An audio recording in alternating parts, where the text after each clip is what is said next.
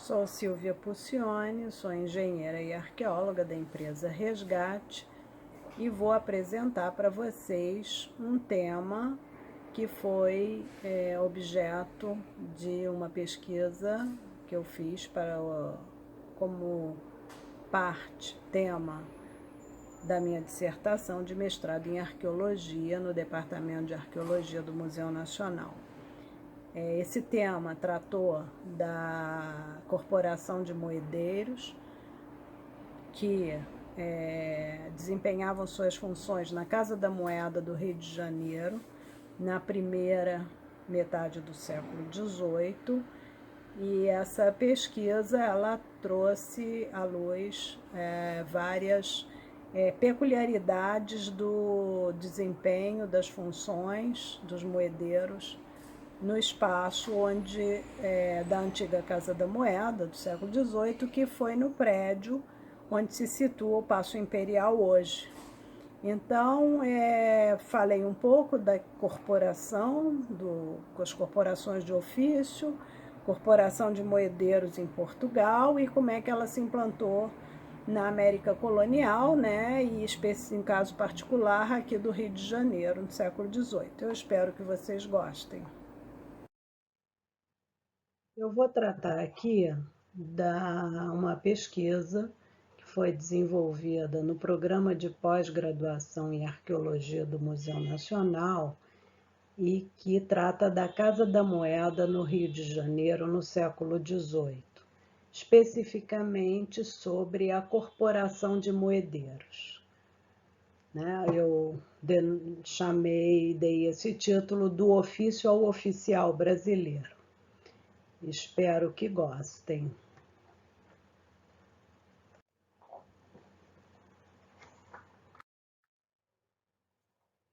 Antes de entrar no tema das corporações de ofício dos moedeiros, convém abordar alguns breves esclarecimentos do que se entende como corporação de ofício.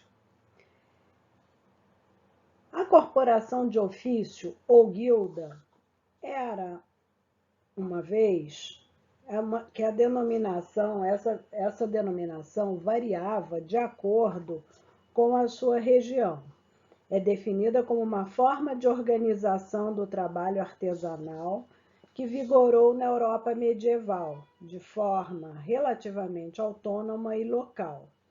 Na Idade Moderna, sob a égide do nascente Estado moderno, essa forma de organização laboral pré-capitalista baseava-se na associação entre artesãos de uma mesma especialidade, que, submetidos a uma regulamentação em comum, exerciam uma atividade autônoma. O trabalho artesanal era desempenhado por artesãos submetidos a uma rígida hierarquia, composta pelo mestre, pelo jornaleiro e o aprendiz. Tal hierarquia, em tese, refletia a progressão da experiência de trabalho do artesão, que naturalmente tendia a crescer com os anos. O mestre detinha a posse da oficina e das ferramentas de trabalho, e era aquele que formalmente detinha a autorização para a exploração do trabalho artesanal. O jornaleiro era um artesão subordinado ao mestre, que trabalhava por jornada, recebendo salário por seus dias trabalhados, cuja aspiração era se tornar um mestre. O aprendiz, por sua vez, era um jovem que a família confiava a um mestre e que, trabalhando por período determinado sem qualquer tipo de remuneração, exceto alimentação e alojamento, ascendia ao status de jornaleiro.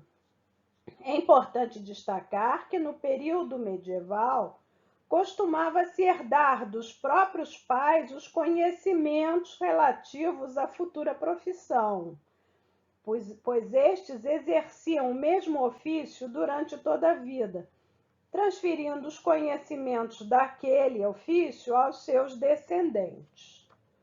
A forma corporativa de organização estava associada ao renascimento das atividades comercial urbana, observada ainda durante toda a Idade Média, dos séculos XI ao XIII. Nos séculos XVI e XVII, eles caracterizaram-se pelo processo de formação do Estado moderno, com a centralização da autoridade monárquica, que acaba suprimindo os grandes domínios senhoriais do período feudal, a criação de forte aparato institucional e de grande burocracia de funcionários régios. O estabelecimento de legislação unificada e de sistema jurídico, a forte preocupação do poder central com o funcionamento da economia, através de um conjunto de práticas denominadas mercantilismo, e a formação de um exército profissional permanente. Nesse contexto, a monarquia se apropriava da existência das corporações para exercer maior controle sobre a produção e a economia do recém-criado Estado moderno. As corporações de ofício tornam-se, então, intimamente ligadas ao poder monárquico, que controla a economia nacional. A partir daí, o Estado exerce forte controle não só sobre a produção e a distribuição no território, mas também sobre qualquer tipo de comércio externo.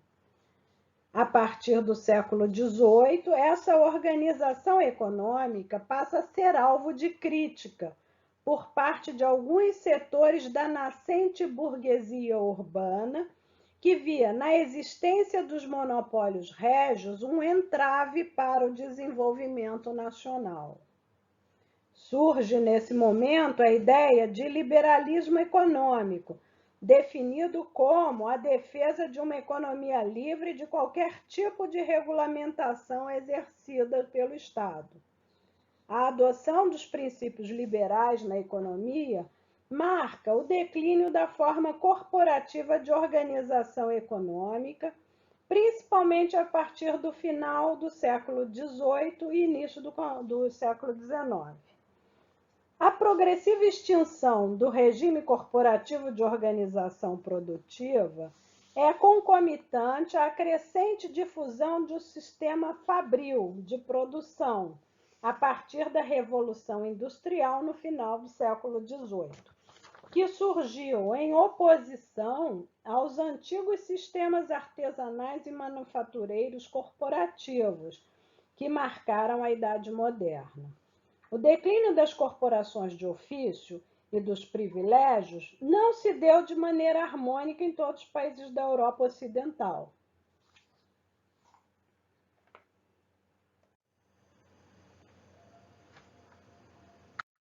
Bem, agora nós vamos tratar das corporações de moedeiros, especialmente. A atividade de fabricação de moedas sempre teve uma importância fundamental para a manutenção da soberania da organização estatal desde sua remota origem. Essa atividade, que começa a ser documentada de forma mais detalhada a partir da antiguidade, é relevante para a compreensão e estudo da instituição do Estado, uma vez que a cunhagem e a circulação do metal sempre consistiram nas principais preocupações da instituição estatal. Os indivíduos que ao longo da história se envolviam em atividades relativas à produção de moedas assumiam posição de destaque aos olhos do Estado, para o bem ou para o mal. Conclui-se que o papel do ofício de moedeiro assume grande importância no contexto da afirmação da soberania do Estado centralizado. Essa tendência, observável desde a antiguidade, sofre uma breve interrupção no período feudal, para voltar a ser muito forte durante o processo de centralização monárquica que deu origem à monarquia absolutista, forma de organização política que predominou na Europa ocidental entre os séculos XVI e XVIII. Bem, agora vamos tratar da Corporação dos Moedeiros, falar um pouco da Corporação dos Moedeiros em Portugal, como é que ela se desenvolveu. Como a proposta desse trabalho é o estudo da Corporação de Moedeiros da Casa da Moeda, no Rio de Janeiro do século XVIII, torna-se necessária uma análise das corporações de ofício na metrópole, que deram origem às suas equivalentes coloniais. Serão aqui brevemente destacadas as especificidades dos moedeiros portugueses em relação aos moedeiros de outros países da Europa Ocidental, o que implica em tratar resumidamente do processo de formação do Estado português. A reconquista e também manutenção da independência política do novo reino em relação ao Reino de Castela, que sistematicamente questionava essa autonomia, foram os principais facilitadores do processo de centralização monárquica portuguesa, reunindo a população em torno de uma liderança única, o monarca. O processo de centralização da monarquia portuguesa se dá de maneira rápida, acarretando ao mesmo tempo a emissão de um padrão de moeda aplicável a todo o território. A necessidade de centralização do poder e do sistema monetário deve-se também à expansão marítima e à necessidade de ocupação e colonização das novas terras descobertas no século XVI. Esse contexto de caráter bélico de formação do Estado português explica a feição militarizada da Corporação de Moedeiros em Portugal, os quais tinham como dever regimental a participação em campanhas militares. Observa-se, a par disso, uma proximidade maior da Corporação dos Moedeiros com a figura régia, que estava incluída, explicitada no tradicional conjunto de privilégios dos moedeiros portugueses. A Corporação dos Moedeiros, propriamente dita, surge no reinado de Dom Dinis, 1279 a 1325, quando é concedida uma série de privilégios aos moedeiros de Lisboa, que eram vitalícios e deveriam sempre ser respeitados. A cunhagem de moedas consistia numa atividade fundamental para consolidar o poder régio, durante o processo de formação do Estado Nacional Português. O primeiro regimento conhecido da Casa da Moeda de Lisboa, datado de 23 de março de 1498, determinou que, a partir de então, serem os moedeiros obrigados a ter sua residência na capital e seu número total restrito a 104 pessoas. O aperfeiçoamento da arte da moedação, através da substituição da cunhagem manual pelos balancês ou prensa de parafuso, determinou a revisão da legislação vigente, levando à publicação, em 9 de setembro de 1686, durante o reinado de Dom Pedro II de Portugal,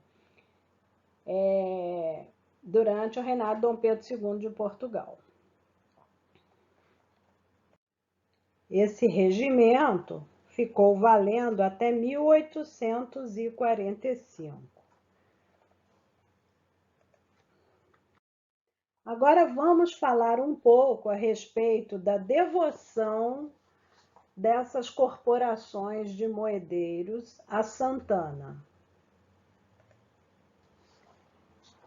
A devoção a Santana parece ter sido muito importante nos primórdios da formação da Corporação de Moedeiros na Alta Idade Média, embora viesse lentamente perdendo sua importância com o passar dos séculos. Essa devoção manifestou-se de forma expressiva nas sociedades ibéricas, assim como em suas extensões representadas por suas colônias na América. A reprodução da imagem de Santana tornou-se muito intensa por ocasião do advento do processo da Contra-Reforma, de acentuada receptividade nas sociedades ibéricas. Na América Portuguesa, sobretudo na região das Minas Gerais, o culto a Santana tornou-se intenso em função da associação da santa com o trabalho dos mineradores e moedeiros. O culto de Santana na Corporação dos Moedeiros da América Portuguesa parece ter tido sua importância, uma significativa importância, mas configurava-se como mais a manutenção de uma tradição portuguesa do que um movimento espontâneo da sociedade em uma organização religiosa. Agora vamos tratar das corporações de moedeiros aqui no Brasil, como elas se manifestaram e como elas se organizaram. Foram analisadas as atividades desenvolvidas na Casa da Moeda nas práticas cotidianas da instituição, bem como aqueles que ocupavam seus espaços, desempenhando os ofícios relacionados à fundição do ouro e da prata depois, e em confecção de moedas, os quais, apesar do status diferenciado que detinham, foram submetidos a um rigoroso regime de vigilância. Suas funções eram rapidamente desempenhadas de acordo com as atribuições do Regimento da Casa da Moeda de Lisboa, promulgado em 1688, que é esse aqui que nós estamos vendo na tela. Dada a extrema importância, esse serviço para a coroa era essencial, que nenhum tipo de ação que viesse a prejudicar o funcionamento da casa, tais como falta de materiais de consumo para o funcionamento das oficinas e escritórios, o roubo do ouro ou o roubo das ferramentas de trabalho. A supervisão hierarquizada de um oficial pelo outro era constante. E se tratava de um espaço muito centralizado, como constatamos, né, nesse estudo, ser perfeitamente aplicada nesse modelo o conceito de espaço disciplinar, posteriormente desenvolvido por Foucault.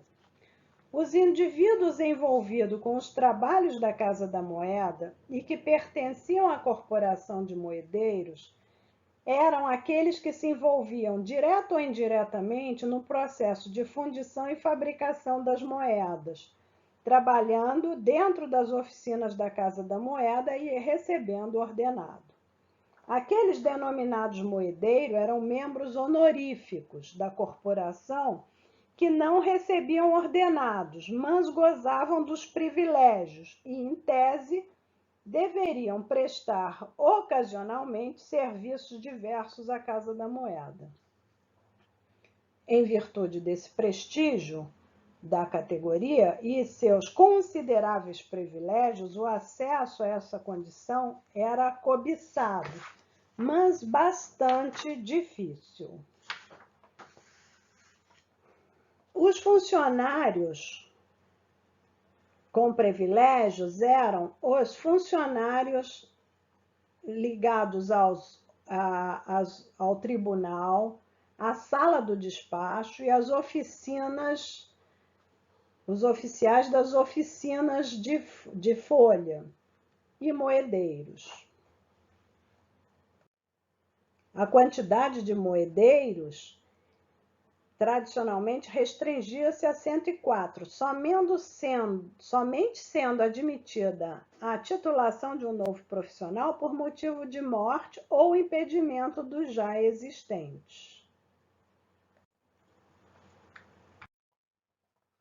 Bem, vamos tratar aqui, falar um pouco dos oficiais, né, e dos moedeiros que frequentavam as oficinas da Casa da Moeda, sempre lembrando que esse estudo está centrado na Casa da Moeda do Rio de Janeiro do século XVIII, a Corporação de Moedeiros do Rio de Janeiro. Foram analisadas as atividades desenvolvidas na Casa da Moeda nas práticas cotidianas.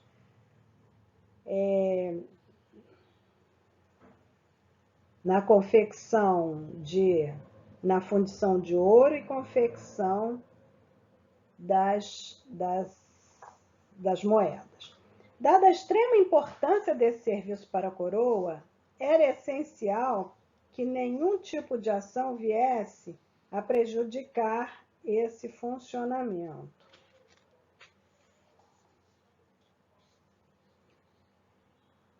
Os indivíduos envolvidos com o trabalho da Casa da Moeda e que pertenciam à Corporação de Moedeiros eram distribuídos em duas categorias: os oficiais da moeda e aqueles que se envolviam direta ou indiretamente com o trabalho das moedas. Então, na sala do despacho, trabalhavam o provedor, que nós estamos vendo aqui, o tesoureiro, o escrivão da receita, o escrivão da conferência, escrivão das ligas, o primeiro juiz da balança, o segundo juiz da balança, o escrivão das entradas, o fiel do tesoureiro, porteiro, o guarda-livros, o contínuo e o meirinho. Existiam 64 cargos honoríficos, né, que eram distribuídos entre pessoas influentes na cidade. Eu vou citar aqui vou listar alguns privilégios para que se tenha noção de como eram realmente grandes esses privilégios na sociedade. Então, vou listar aqui alguns. Que gozem honra de cavalheiros, enquanto lhes contarem custas, que vençam a elas como nobres. Nos casos de suas prisões, que lhe deis homenagem. De dia e de noite possam trazer armas por onde lhe as prouver, ofensivas ou defensivas. Que ele, suas mulheres e famílias possam trazer toda a seda que podem trazer cavalheiros que têm cavalos. Que não sejam constrangidos a irem servir em armadas, nem por mar, nem por terra, nem com alardos e bandeiras. Que não sejam nem tutores, nem curadores de pessoa alguma. Que nenhum, de qualquer idade, condição ou estado, se pouse com ele em suas pousadas. Nem lhes tomem roupa, nem palha, nem cevada, nem galinhas, nem lenha, nem outra coisa alguma contra suas vontades. Não os constranjam que paguem fintas ou reforma dos muros dos lugares onde forem moradores ou para quaisquer outras coisas. Que sejam isentos de todas as servidões a que os conselhos forem pedidos a servir. Que o alcaide da moeda, como conservador, ou seja, de todas as causas civis e crimes que lhe sejam autores, quer réus. Que lhes deem criados e que os possa constrangir a servir com eles e viver com os ditos moedeiros e oficiais da moeda. Que lhes deem pousada, moradia e ainda que outras pessoas nela morem por aluguel. Enfim, e aí segue-se uma lista enorme de privilégios que realmente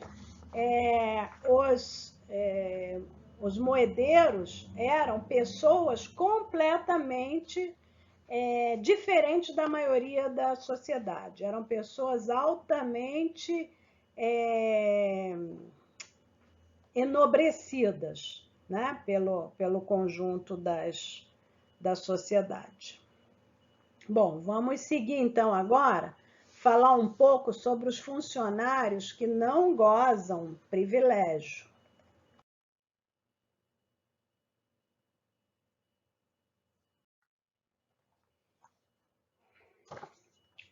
Bom, no decorrer da pesquisa, constatamos, no que diz respeito à concessão dos privilégios de moedeiro para os trabalhadores da Casa da Moeda do Rio de Janeiro, estavam excluídos todos aqueles que não trabalhavam na condição de aprendizes e substitutos, assim como negros que se ocupavam das funções da casa. Então, todos os aprendizes, substitutos e os negros não gozavam de privilégios. Os aprendizes que contavam apenas com uma ajuda de custo referente às despesas com habitação e alimentação trabalhavam com o objetivo de um dia serem efetivados como oficiais, passando então a gozar dos privilégios e de um ordenado mensal. Entretanto, a maioria das vezes, a efetivação levava muitos anos. Os funcionários sem privilégio eram os seguintes: os oficiais jornaleiros, né, aqueles que trabalhavam por dia, os trabalhadores eventuais, ensaiadores e abridores de cunho, substitutos e, por fim, os aprendizes. Também são mencionados os pretos da casa, referindo-se aos trabalhadores negros que recebem salário, os quais não identificamos se eram escravos de ganho ou negros libertos.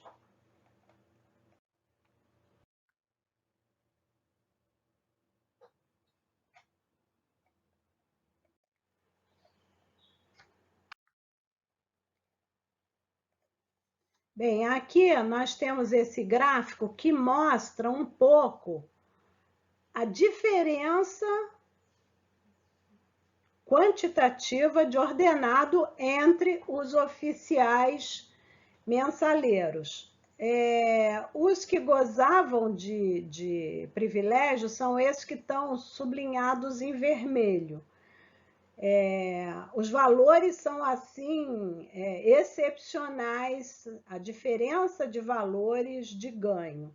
Eu até fiz uma conversão para os dias atuais desses valores, para que se tenha uma noção de qual era o teor, o volume de ordenado que eles tinham. Então, aqui nós temos o salário, por exemplo, do provedor, salário mensal dele era módicos R$247.114, quase um jogador de futebol. Tesoureiro, 123 mil mensais, né? Cerca de 123 mil. Já o porteiro, o valor cai um pouco, R$29.654 mensais. O contínuo, R$29.654. Esses eram os oficiais da sala de despacho, que era a sala assim, mais importante, onde centralizava todo o funcionamento da Casa da Moeda. Já nas oficinas, que também era um espaço bastante importante, né? Onde você tinha a fundição, você tinha o ensaio, que era avaliar a qualidade do ouro, né? Da liga que estava sendo fundida, também eram salários altíssimos. Vejamos só que o primeiro ensaiador, 180 mil por mês.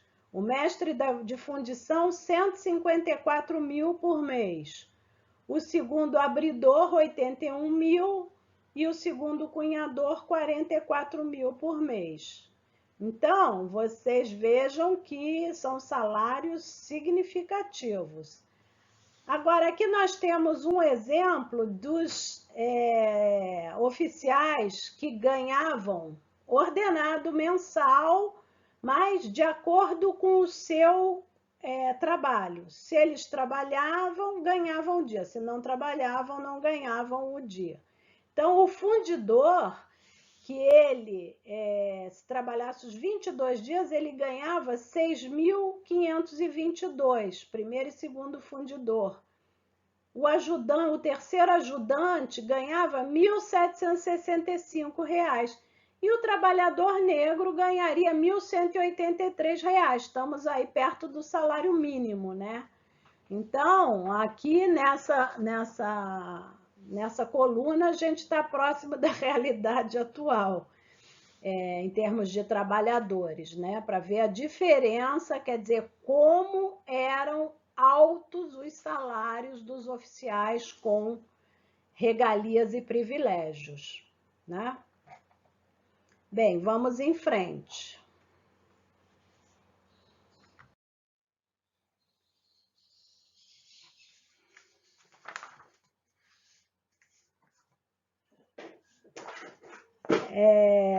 Nós temos aqui, então, agora um exemplo de uma oficina de amoedagem no início do século XIX, na Inglaterra, que essa imagem foi bastante importante para se fazer uma análise, né? Porque esse trabalho que eu estou apresentando para vocês faz parte de uma dissertação, a minha dissertação de arqueologia, e onde também eu faço uma análise da distribuição espacial da Casa da Moeda no Rio de Janeiro do século XVIII, no edifício hoje Paço Imperial.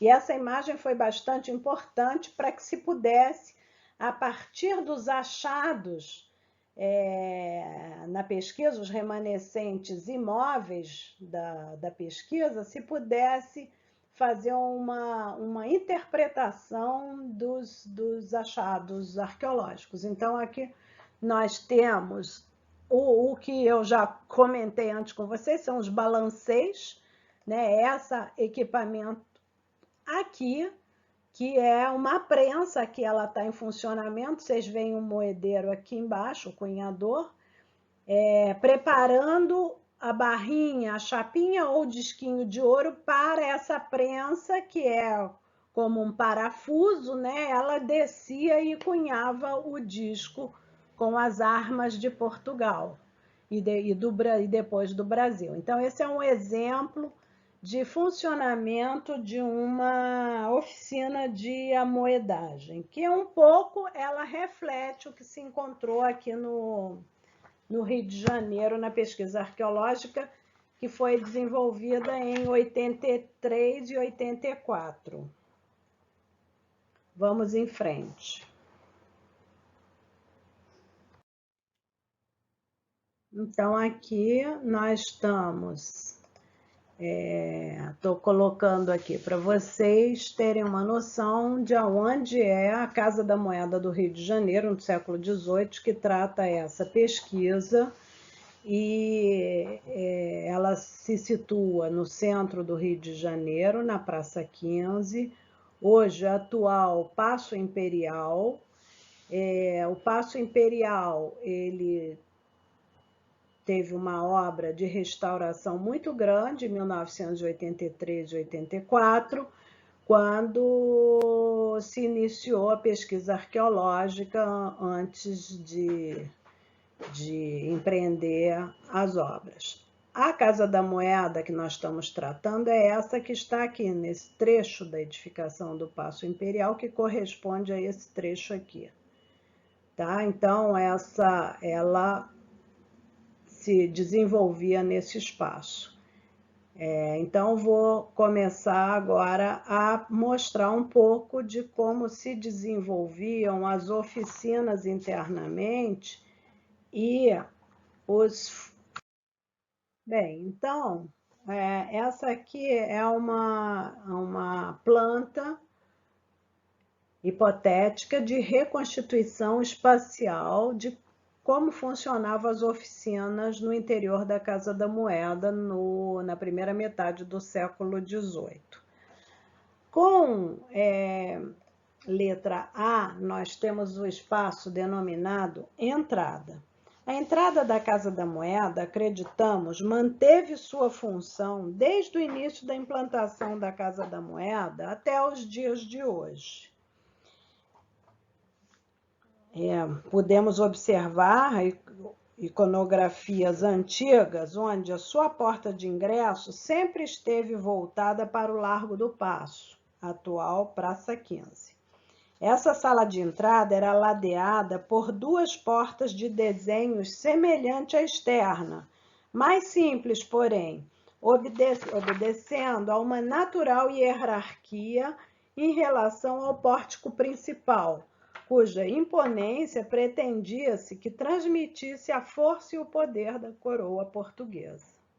Sua posição é estratégica para o controle da circulação dos indivíduos no interior das dependências da Casa da Moeda, não só os indivíduos, mas como todo o metal valioso, o ouro e a prata que por ali passavam. Nesse sentido, o acesso à Casa do Despacho, que é essa aqui de número B, e a Casa das Fieiras, que é essa aqui de número G, se dava por esse local. A porta de entrada a esses ambientes também eram ornamentadas com cercadura de cantaria, denotando serem espaços de grande apreço para a coroa portuguesa.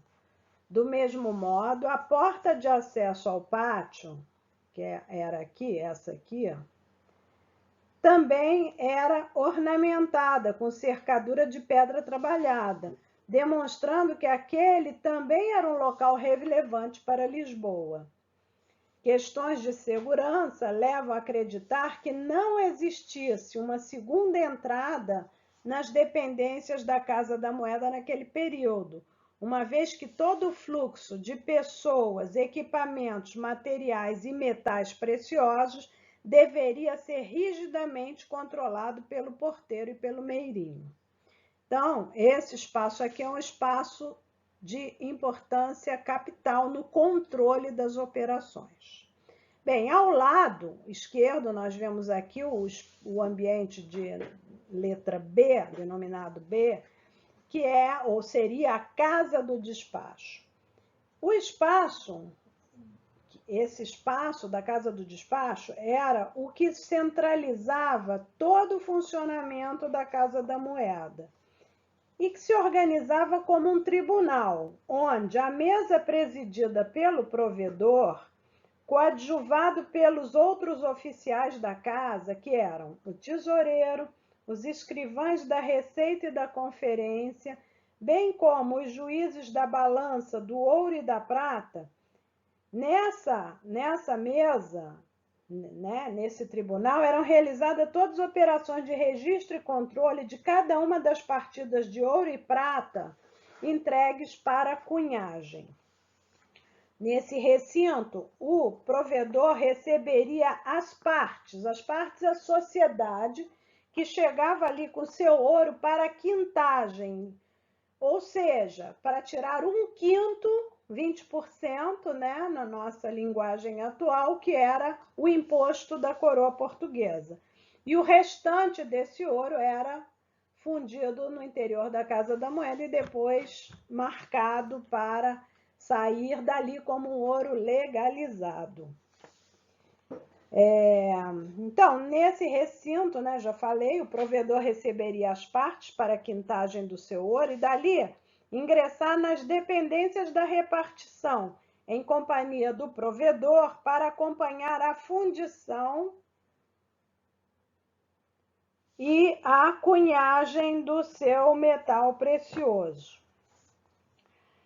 Caso a operação de quintagem não finalizasse no mesmo dia, o metal precioso ficava guardado em um cofre que estaria sobre a mesa do provedor. O trabalho nesse recinto também era desempenhado pelo superintendente ou conservador, cujo cargo é sempre ocupado pelo ouvidor da comarca e o provedor, que era nomeado pelo rei. Trabalhava ali também o tesoureiro, que conduzia o ouro ao erário real, o escrivão da receita e da despesa, o escrivão de conferência e registro, o primeiro juiz da balança, o segundo juiz da balança, o escrivão das ligas e contas das barras, o escrivão das entradas de ouro, o porteiro, o guarda-livros, o contínuo, o fiel do tesoureiro e o meirinho. Ou seja, se vê que nessa região aí trabalhava muita gente com muitas funções que eram especialmente de controle do funcionamento da Casa da Moeda. Nesse local também ficavam os arquivos, onde se guardavam todos os livros de registro da repartição, sob a responsabilidade do guarda-livros, cuja função era desempenhada pelo porteiro.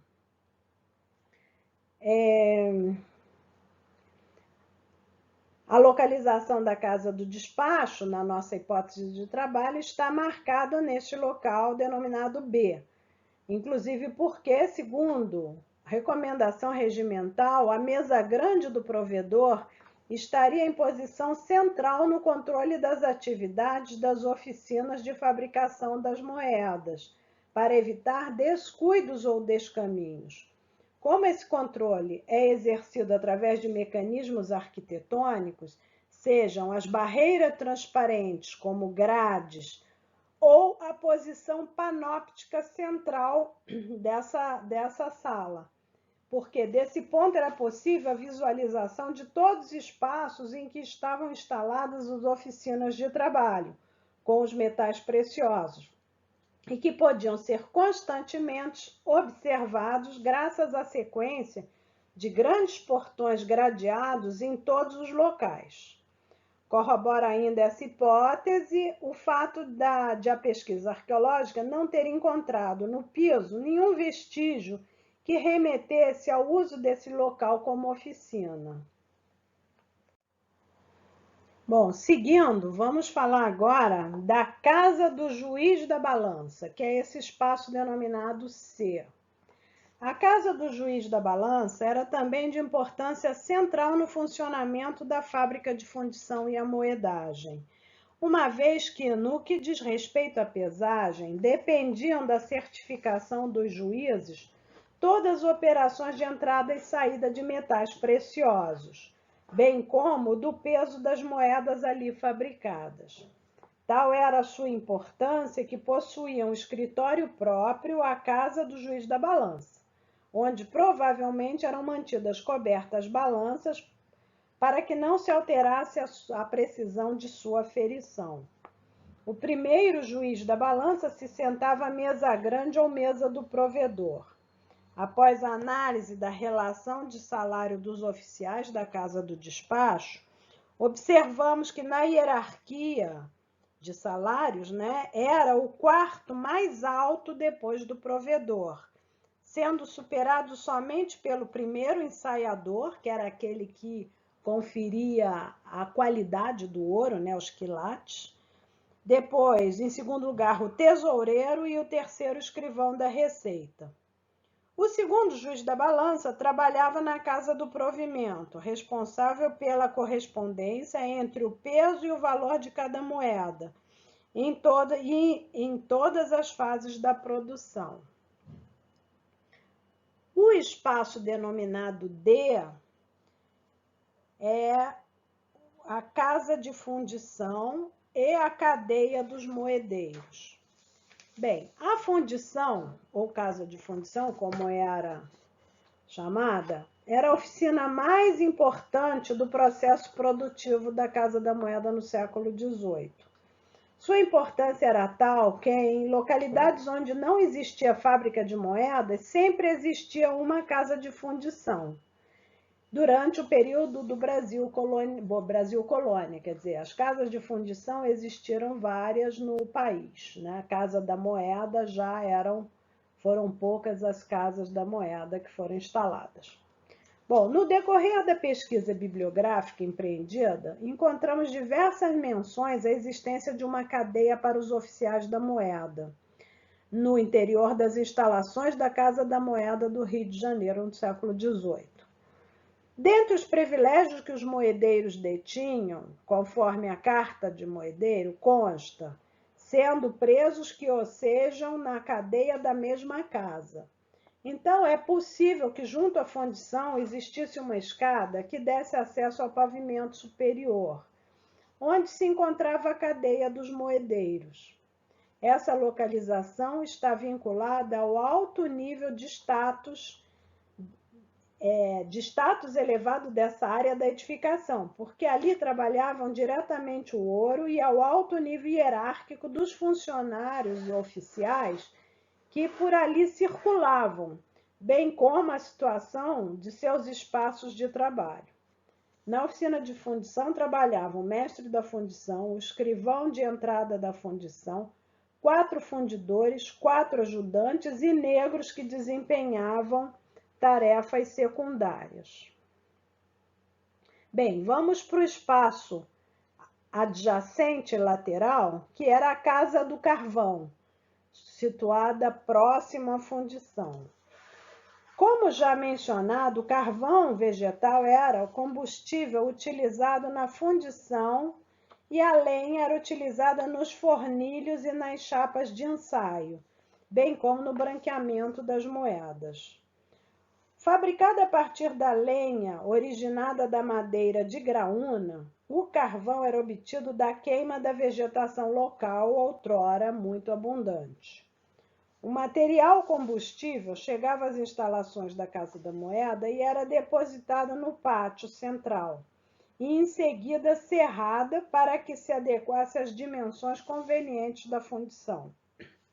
O volume de carvão consumido nas atividades de fundição era significativo.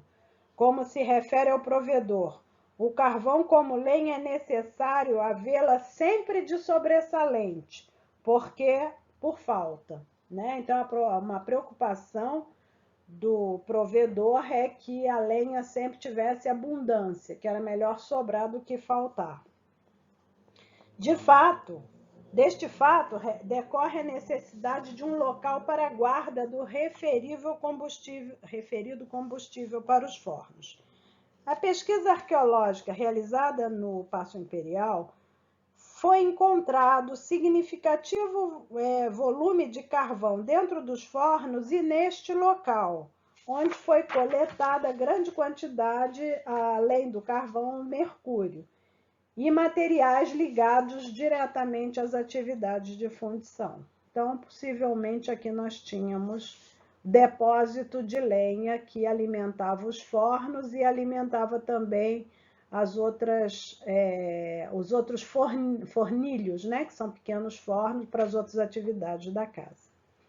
Em seguida, nós temos aqui nessa ambiente F, denominado casas de ensaio, que possivelmente eram 2 casas de ensaio aqui.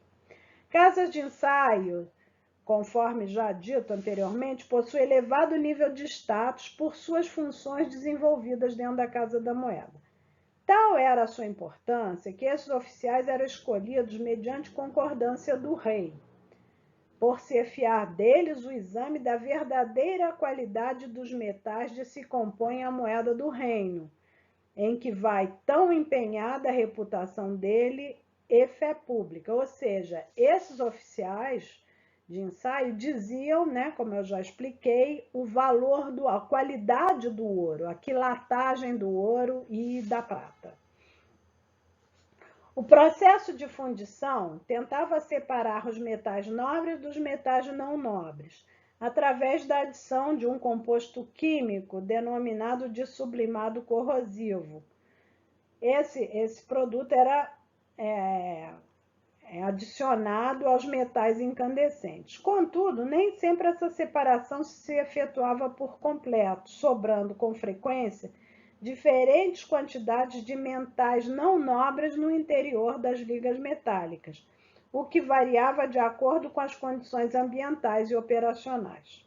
Para determinar os quilates do ouro fundido, realizavam-se ensaios em uma pequena amostra que era enviada até uma das casas de ensaio, onde tinha o seu grau de pureza avaliado pelos ensaiadores. Existiram, segundo pesquisamos, 3 casas de ensaio. Mas, após a análise da relação de salários, observamos que na sua hierarquia, o primeiro ensaiador tinha era o salário mais alto depois do provedor. Os outros 2, segundo e terceiro ensaiadores, recebiam salários bastante inferiores. Entendemos, então, que existiam 2 casas de ensaio, que são vistas aqui nessa planta.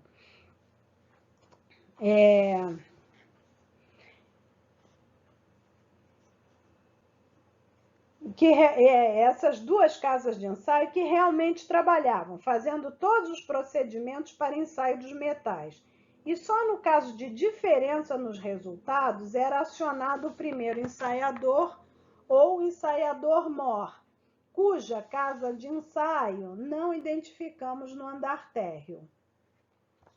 Em cada casa de ensaio trabalhavam o ensaiador, um ajudante e um aprendiz.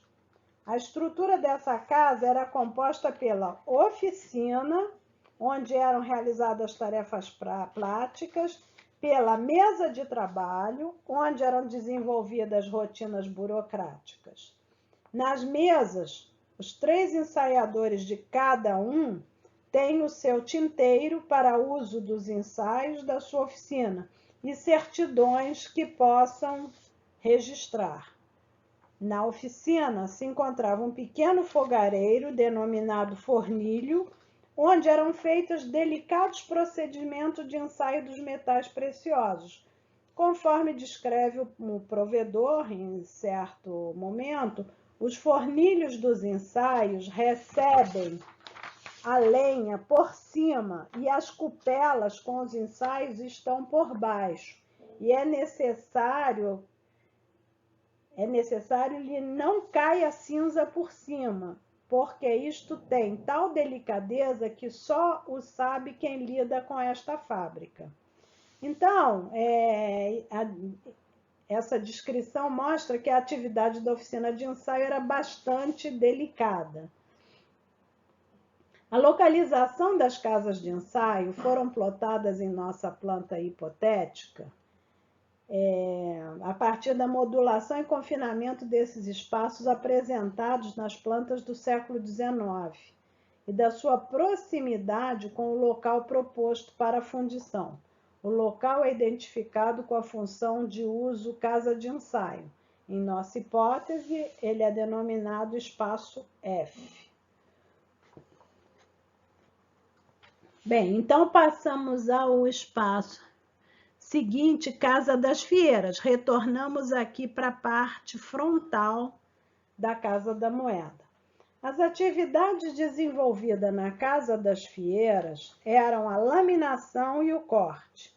A serrilha, o branqueamento e o cunho eram etapas realizadas, cada qual em sua oficina específica, embora todas essas oficinas estivessem sob responsabilidade do fiel das fieiras. Na Casa das Fieiras chegavam as barras fundidas, e era o local onde se fazia passar o metal a ser laminado por vários cilindros, a fim de que fossem desfeitas as irregularidades na espessura, o que possibilitaria discos perfeitos. Estes eram os trabalhos mais pesados. No trabalho, qual chegam a fazer poças de suor, e a tal serviço que alguns chegam a morrer deitando sangue pela boca. Foi descrito em algum texto da nossa pesquisa. As barras, então, eram trabalhadas com o uso de equipamentos de laminação que exigiam muito dos indivíduos que os operavam. A etapa seguinte era o corte dessas lâminas em discos ou chapinhas. É curioso que, embora nessa oficina os trabalhos desenvolvidos fossem muitíssimo árduos, Não há menção de presença de negros, a quem cabia todos os trabalhos pesados na circunstância da escravidão, nem há naquelas fases sucessivas de manipulação dos discos e chapas de ouro. Acreditamos que essas etapas de produção com manipulação direta do metal precioso eram consideradas de maior especialização, status e confiança, razão pela qual possivelmente não eram confiadas a eles. Então, esse espaço aqui era um espaço bastante importante na manipulação do ouro na Casa da Moeda. E o fiel das fieiras, que era o responsável por esse ambiente, ele também era responsável por todas essas outras oficinas aqui, conforme eu já falei. Vamos então agora ver a serrilharia. Serrilharia é o seguinte: após a finalização do corte, os discos monetários eram arrematados na oficina da serrilharia. Era o local onde eram postas as serrilhas nas moedas de ouro e de prata, com o objetivo de evitar que fossem cerceadas, ou seja, evitar que as moedas tivessem parte do seu metal precioso retirado. Essa operação era realizada por um equipamento simples, sobre uma bancada, não necessitando de nenhum tipo de estrutura de base ou estrutura fixa. A oficina da serrilha, como já vimos, ela estava sob a responsabilidade do fiel das fieiras, e nela provavelmente trabalhavam os mesmos homens das oficinas das fieiras. Tá? Então, agora vamos para a oficina, a Casa de Branquear Moedas, que é esse espaço com denominação de I. Ao saírem da serrilharia, os discos metálicos iam diretamente para a Casa de Branquear, onde, após seu aquecimento, feito em um recipiente de cobre contendo água acidulada com ácido sulfúrico, o ouro e a prata eram limpos e afinado o metal superficialmente. A pesquisa arqueológica revelou, no local ao qual atribuímos o uso para atividades de branqueamento, 2 blocos de pedra aparelhados com bordas arredondadas, assentados sobre embasamento de pedras irregulares e unidos por um piso de argamassa. Foram também encontrados 2 planos de trabalho compostos por pedras aparelhadas, assentadas sobre a alvenaria de pedras de cal. Então, a Casa de Branquear, ela corresponde a esse espaço denominado I.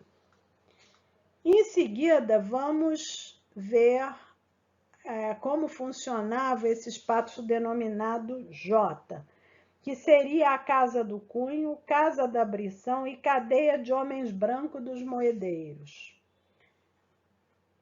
Então, a etapa seguinte na fabricação das moedas era a cunhagem, realizada na oficina, onde eram impressas as barras de ouro, com o número de registro da guia, seu peso e seus quilates.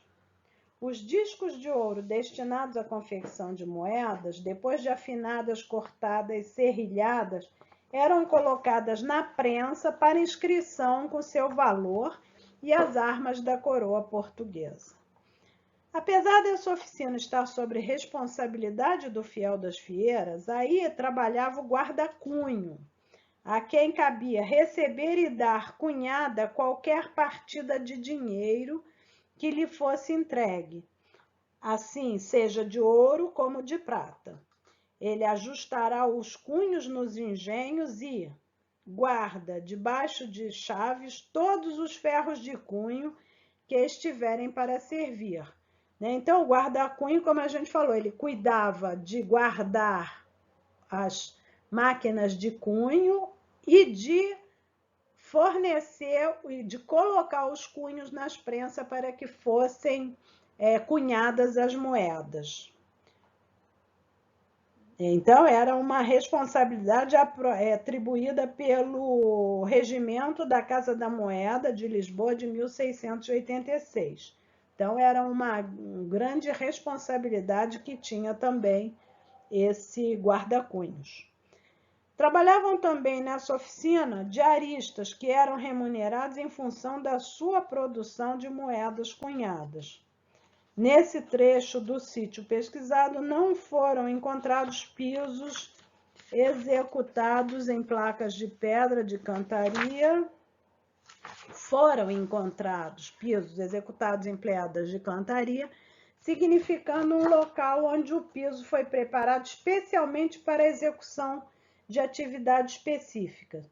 Acreditamos que na primeira metade do século XVIII existiam nesse local 4 prensas de cunhar, também denominada balancês ou balanço, que é aquela que nós vimos lá no início, com a ilustração de uma casa da moeda na Inglaterra no século XIX. Evidências arqueológicas sugerem que nesse local J funcionava então a Casa do Cunho, assinalada na planta de reconstituição espacial, pois que na análise que se faz de ambas as plantas do século XIX, constata-se a presença de um lance de escada que leva a um piso superior. Ali, acreditamos, estaria instalada a cadeia dos homens brancos, aqui.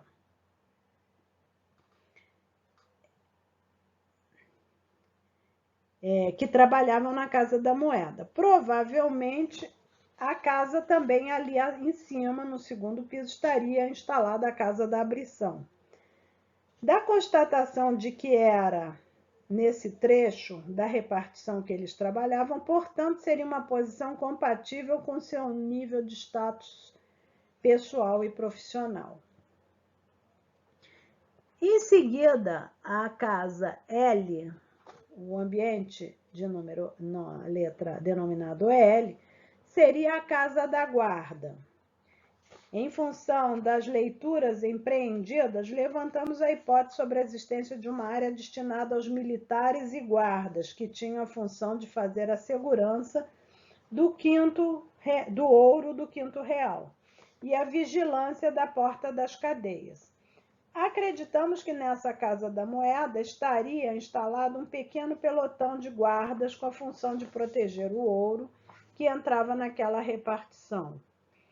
Em função da distribuição espacial dos cômodos e pelo fato de esta parte do edifício estar voltada para a cadeia da cidade, acreditamos que o local de apoio para a guarda estaria nesse trecho, né, que denominei L, da planta de reconstituição espacial.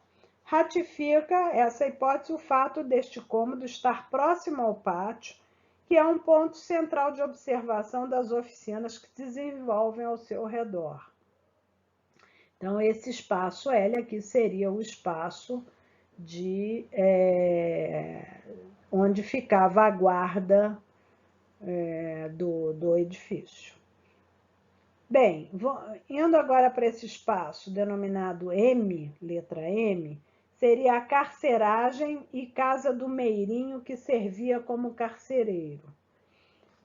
Quanto à função de carcereiros, podemos comprovar sua existência através da descrição do documento de 1768, que contém a relação de funcionários da Casa da Moeda, onde podemos ler que José Tavares Vieira, meirinho da casa e carcereiro dos presos dela.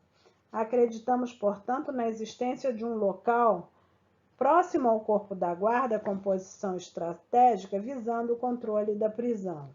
Essa área seria ocupada por militares e por pessoas da segurança da dita repartição e pelo carcereiro. Aqui. E finalmente, nós temos, nesse ambiente denominado N, nós temos a cadeia para os pretos dos moedeiros.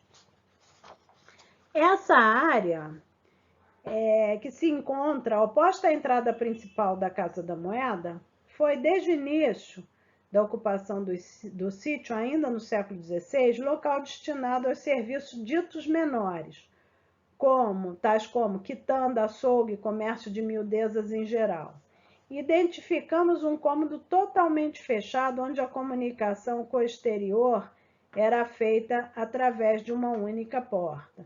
Então, nesse sentido, atribuímos a esse espaço uma função de cadeia dos pretos dos moedeiros. Passando então ao ambiente de letra O, seria a ferraria e serralheria e escada que leva à residência dos funcionários. Conforme o relato do provedor, buscado nessa pesquisa, era nessa oficina que se desenvolvia a maior parte dos equipamentos e engenhos utilizados na repartição. Tais engenhos eram fabricados a partir de barra de ferro, que chegavam pronta das oficinas das fieiras, cujo ferro era fundido na fundição. Da leitura dos diversos documentos, constatamos que chegava à ferraria diversos tipos de perfis de ferro e de aço, que eram comprados para a fabricação das ferragens. Inferimos, portanto, que a realização dos serviços dessa oficina não havia necessidade de equipamentos instalados sobre bases fixas ao piso, uma vez que a maioria dos trabalhos era executado com equipamentos manuais. As peças de ferro, ao chegarem à ferraria, eram limpas, aquecidas, modeladas com o uso de martelos, e esses e outros serviços mais pesados eram executados pelos pretos da casa. A escada em 2 lances, que leva ao pavimento superior, seria o acesso ao trecho onde se localizam as residências dos funcionários que habitavam dentro da Casa da Moeda, uma vez que essa escada se situa no trecho do edifício voltado para a Rua da Assembleia, rua destinada a serviços secundários. Então, essa escada aqui seria uma escada que levaria aos espaços do 2º andar destinado aos funcionários. E, finalmente, nós temos o espaço central, que é o pátio central com poço d'água. No pátio central, ainda hoje existente, foram encontrados pela pesquisa arqueológica de 1984 os remanescentes do poço de água que abastecia parte das atividades da Casa da Moeda, conforme descrito pelo provedor José da Costa Matos, referindo-se aos pretos que trabalhavam na casa para carregar água tanto da carioca como do poço, deitar fora o lixo e o carvão depois de lavado e inútil. Então, com relação a esse espaço do pátio, que é citado pelo provedor, referindo-se ao pagamento pelos serviços de varredura do mesmo, dizendo: as 2 patacas de varrer a sala e pátio, que se paga em cada mês ao porteiro, é de estilo antigo. Então, em termos de distribuição espacial, esse é o ponto de ligação entre as diversas atividades oficiais.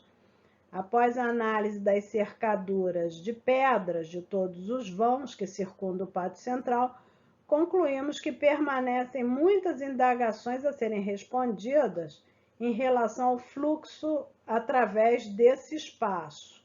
Então, isso aqui ainda tem muitas questões a serem respondidas por uma futura pesquisa quanto à distribuição e o controle das oficinas da Casa da Moeda na primeira metade do século XVIII.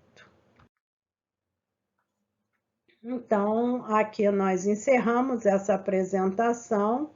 Eu espero que tenham gostado e até uma próxima oportunidade.